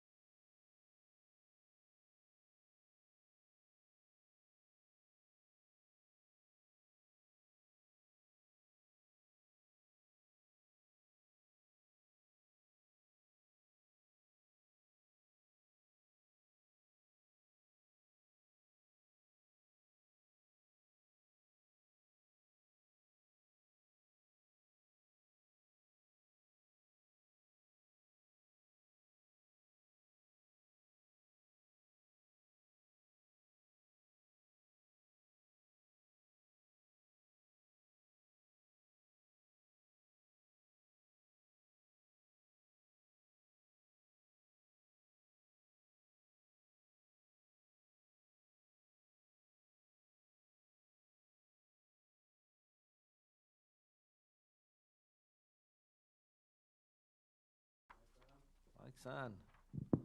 Moving to finance and facilities. All right, I'm going to take us through a quick presentation here. Oh, I'm sorry, Tom. Yeah. You have a citizen's comment. Yeah, please. Sorry about that. Yeah. I did talk to Stephanie, and it's kind of a moot point with that gender identity stuff. And while you guys were talking, I'm thinking, okay, you've got, initially the people said they wanted the chapter in there, but they weren't going to go over it in the class, which to me made no sense at all. I mean, it's out there. I mean, we've got this going on, and you want the kids to get the accurate information. Maybe it's still a moot point, I don't know, but my thought on it was, and I did talk to Stephanie, that if you've got a teacher that is talking about gender identity, I'm hoping that they also discuss the fact that you really can't change your gender. You can't. Biologically, it's impossible. And hopefully by talking about it, the kids will realize that medications don't help, the surgeries don't help, and some are irreversible. So it would hopefully, if they're seeking that out, it might stop them by talking about it, bringing it out in the open. And I had it all, but just that they actually talked with them. There was something else I just, for the life of me, can't remember. Oh well, it's not going to work. So, but I don't know if it's a moot point, because you talked about just taking it out, that you're not even going to talk about it. So, but that was one of my concerns. Okay. All right, thanks. Thank you. Sorry, Tom, go ahead. All right, so tonight my goal was to bring to this group a tax levy and a budget that you would say, yep, let's move forward, and on the 26th of June, we'll adopt this as our preliminary budget, and then I would move forward to present that at the annual meeting and budget hearing. So on Thursday evening, I know a number of you guys have already heard this, on Thursday last week, news broke that the governor, the assembly leader, and the Senate leader are in agreement about K-12 funding. So our original assumptions, we built our budget conservatively from a fiscal lens. We said, let's anticipate revenues increasing by $275 per pupil and declining our enrollment by 50 full-time equivalents. So based on what we know now is that there's some assumptions that the low revenue ceiling, which is the least amount a school district can raise per student, is going to move from $10,000 to $11,000. So that, I admittedly didn't see that coming. I didn't think that would happen. So nothing should surprise you anymore, but this one did. I'm going to give you guys just a quick 2 options. And then at the end of this, I want you to tell me, how do you want me to proceed and build a budget? And I will come back in 2 weeks with a balanced budget and a tax levy that you're good with here. But most of the details here are going to be in the tax levy, and then we'll talk about the budget. Because really at the end of this here, the 2 most important things you'll do from a financial perspective is annually approve the tax levy and approve the budget. You could approve one and not the other, or vice versa. Ideally, I'd like you to approve both here so that you guys are, I'm making something you guys can stand behind. All right, so I'll go through the original assumptions that we did and then the updated assumptions of $1,000 per pupil increase. All right, so as we just roll through how we receive our revenue, step 1 is we're going to get state aid, equalization aid. Then we are going to calculate what our revenue limit is. So if you take a look at the screen, when we add state aid and property tax revenues together, it must be equal to the revenue limit. The revenue limit law says what you get from state aid and property taxes will have a limit. You can't go unlimited, in other words. So once we identify state aid in step 1, and then we calculate how much our revenue limit will be in step 2, we can back into what do property taxes become. So I anticipate we will have $52.9 million in shared costs. So not all costs are something that the state government will share with us, but ultimately $52.9 million in shared costs this year will lead to $26.5 million in aid next year. Okay, this is, again, if you take a look at the screen, this is option A, our $275 per pupil assumption. So you can kind of see our historic equalization aid. I have us kind of going down just ever so slightly, but still kind of holding serve there in the $26 million range. There's a couple of other state aids that get brought into this revenue limit purpose. So if we just add that $24,000 and $70,000 value in there, we're going to get total state support of $26.6 million. So step one is done. Whatever our revenue limit is, the state will contribute $26.6 million. So let's do step two now. What is our revenue limit? So if we have 4,672 students in our third Friday 3-year average, we multiply that by the $10,291. That's 10,016 plus 275. We have a basic revenue limit that says we can have $48 million to work with. There are a couple of exemptions that are brought in. So back in April 2016, when we did our referendum at Mukwonago High School, voters approved a second question saying you can have an additional $350,000 in your revenue limit math, which pays for additional square footage for utilities and all those other things that come with a lot more square footage. And then we have our voucher students. So we have the voucher program is growing. That goes onto the tax levy. So if we increase our tax levy by $982,000, we issue the tax, but we turn around and just give that money to those voucher programs. So we're just kind of a pass-through entity. It appears that we're increasing taxes by $982,000, but it's not for our purposes. Well, I'm sorry about that. My phone's going off. That's my wife. That's her ringer. She needs a new ringer. All right. Rookie move. So our total revenue limit here, changing topics, our total revenue limit is $49.4 million. So that's step two. And from there, we can back into our operating tax levy, $22.7 million. So with that $22.7 million there, we take the state aid of $26.6 million and we put that state aid into Fund 10. From what we have in that second line, $22.7 million, that is what you as a school board can push into Fund 10, Fund 38, or Fund 41. Fund 38, there you go, Jake, you got your laminated script there, buddy, I like it. Yeah, you bet. Okay, so just quick review. If the school board wanted to take on a project that totaled $1 million or less in a given year, you could do that without a voter approval. So if we were in dire straits and the roof act cleared and had to be changed, you could take on a loan so long as there's certain limits on what the annual repayment is. But you got to take that money out of your operating levy, okay? So you're basically taking it from the classroom and putting it into your building. Same thing with Fund 41 is you can take money and set that aside specifically for building purposes, and then that money is kind of earmarked and set aside for that purpose. So you as a school board have that option. So on that next screen here, I'm going to take that $22.7 million and propose what we have always done is take $800,000 of our operating levy and put that into Fund 41, and the rest stays in Fund 10. So that is how we're going to distribute the basic operating tax levy. In addition to the revenue limit tax levy, we are going to add 2 more tax items on there. One is for referendum debt. That's to repay Mukwonago High School's project. And then a community service tax levy.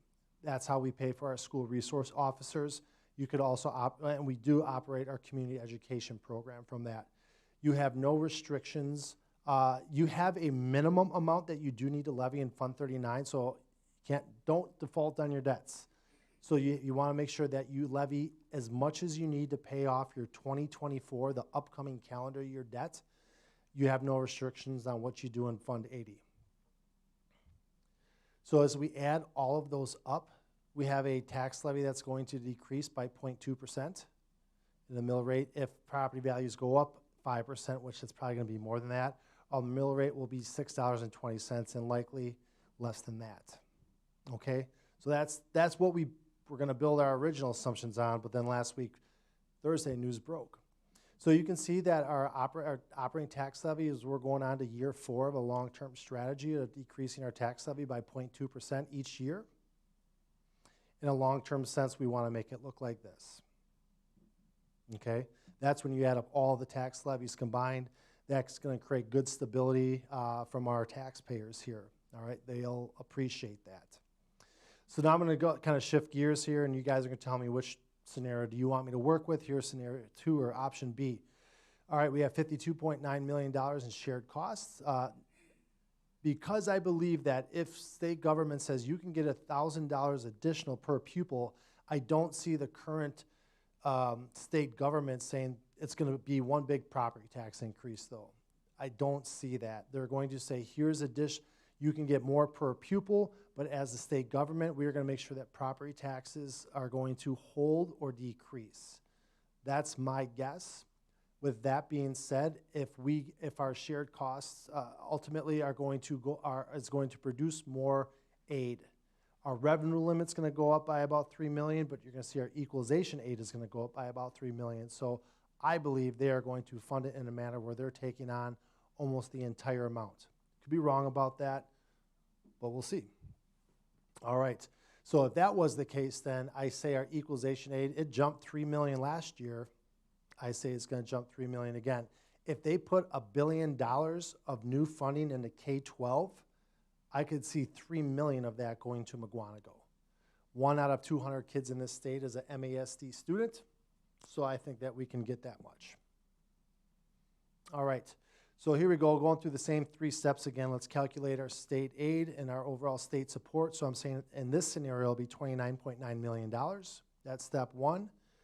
Our revenue limit, now we're taking our third Friday 3-year average of 4,672 students. Now we're multiplying it by 11,000, so our basic revenue limit's going up a lot higher. The voucher students, you can see, jump from 982,000 higher.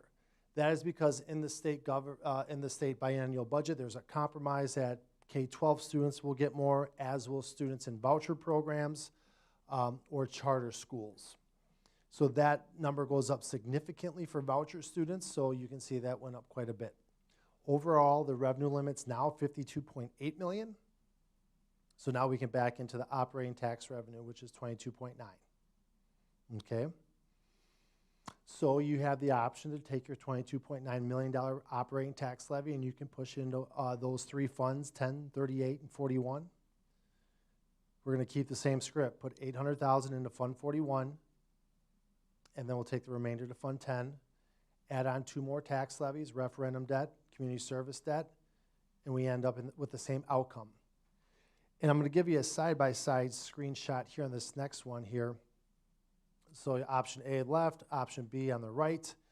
You can see that the referendum debt, we have a lot of wiggle room there. If anything happens to the operating tax levy and it forces that thing goes up at this time, we can say, let's just walk back our referendum debt, okay? So I have a little bit more information here on the next screen, but I kind of, pardon me if I was wrong here, but I thought we'd leave here tonight saying, Tom, roll forward with option B, let's adopt new assumptions and build the budget based on the most current information we have.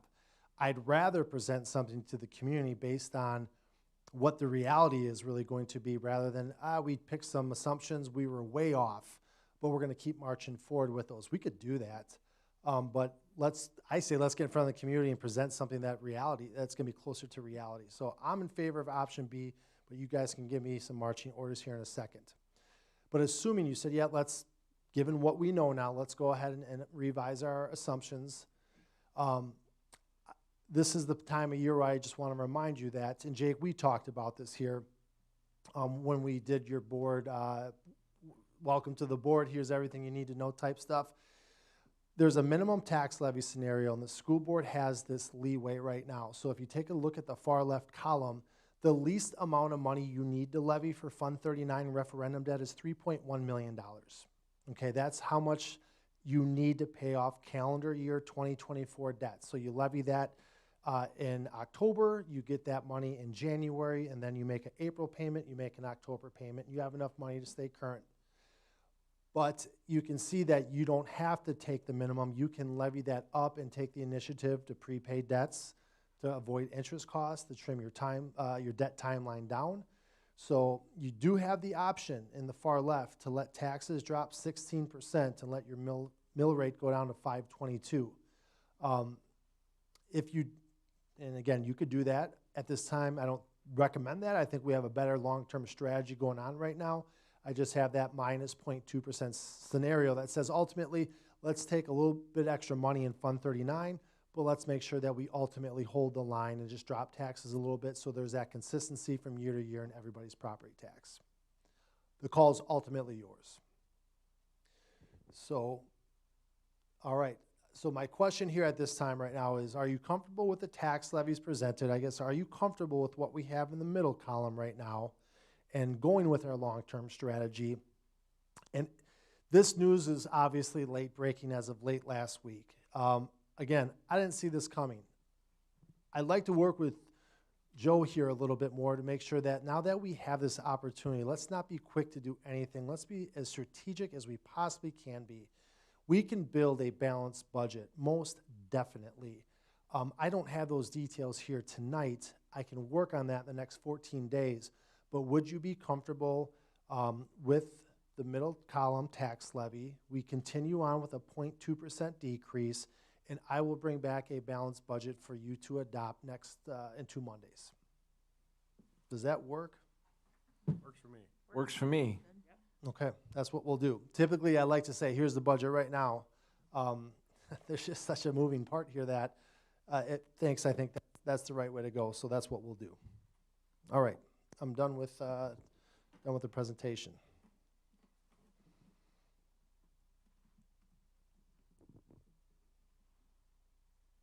All right, we can go to the next one then, Dale. Youth apprenticeship. All right, so we are now, we've talked about this before, we are collaborating with the Mosquito School District. All the students that are in, excuse me, let me just flip to this here real quick. We are going to begin the Connect Consortium, which is going to be an agreement between our district and Muskoge's, where the students who are in the youth apprenticeship program, when they receive an industry-recognized certification, there's $1,100 that comes back to the district for that student who achieves that. We historically have participated in a Waukesha County-wide one with WCTC as the overseer of it. For their work, they would take a cut of that $1,100. And I think the vast majority, we know the vast majority of the kids in that Waukesha County-wide consortium were from Mukwonago and Muskego. So in a way of saying, rather than us losing funding to a middleman, let's work together, and when that $1,100 comes our way, we can keep a much greater share. So I think this is an excellent example of school districts thinking outside the box and working together and to the betterment of our kids and theirs. So we have a Connect Consortium agreement that we're just looking for you ultimately to sign in 2 weeks. So that's just any questions about that? I don't have any. How much money are you projecting that this saves us? So there's a budget that's a part of the material we gave you. So with the money that we get, we have to put in at least a 50% match, but that budget is just a rough estimate that we worked on with Muskego. So myself and Dustin Lehman and Stephanie from our district met with our counterparts at Muskego, and we came up with this estimated budget. Carolyn, that's a good question. I don't have the answer. I know we'll be in a better spot than we are now, but can I give you an answer in 2 weeks?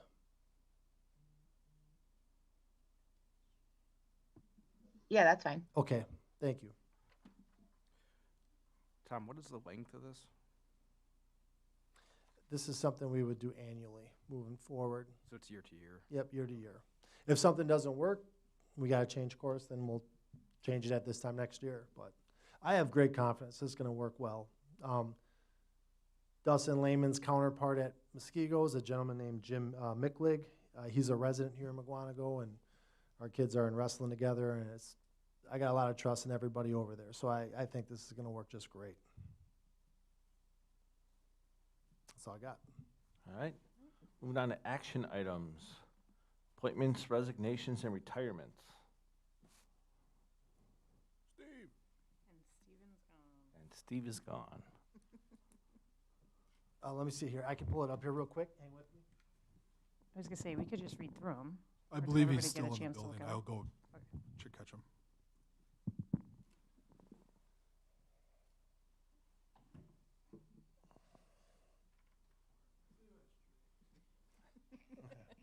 We're ahead of the game. Good one.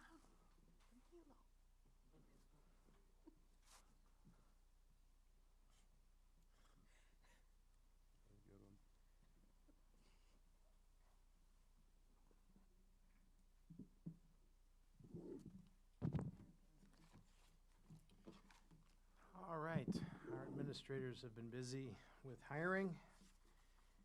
And for appointments, we've got Kathleen Kuehl, we've got Jamie Rosman. Kathleen will be going to Clarendon 4K teacher.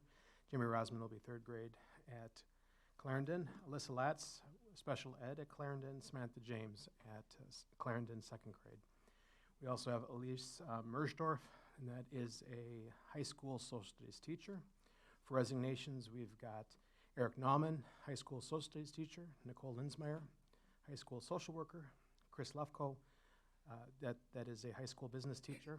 Carla Brenton, high school counselor. Matthew Metzger, Prairie View special ed teacher. Ariel Vaccaro, middle school ELA teacher. Grace Hartzler, ELA teacher for the middle school. And Adriana Murphy, sign language interpreter. I will make a motion that we approve these as submitted. Second. We have a motion and second. Any discussion or comments? All in favor, say aye. Aye. Aye. All opposed, say no. Motion passes. On to July Committee of the Whole meeting. So I think we were ultimately, we don't need to do anything here. We're meeting on July 24th for the Committee of the Whole, and then again on July 31st. If you had told me no earlier tonight that now we need you to bring in a budget that we okay, that you want to see all of it, we have to publish that budget 10 days before the annual meeting.